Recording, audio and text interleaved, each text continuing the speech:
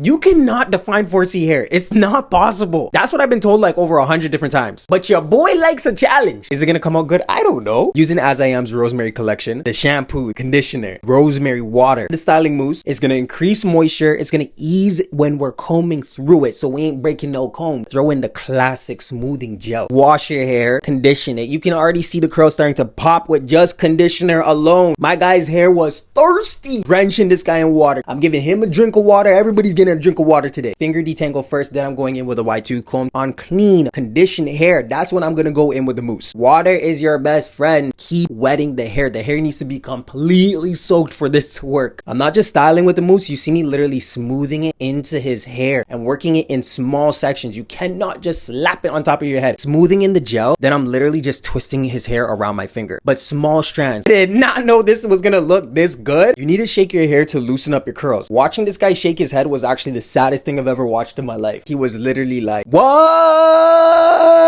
We're on a different level. Don't be up in the comments saying homeboy doesn't have 4C hair. Go back to the beginning of the video. Drop it in the comments what hair type you want to see me do next.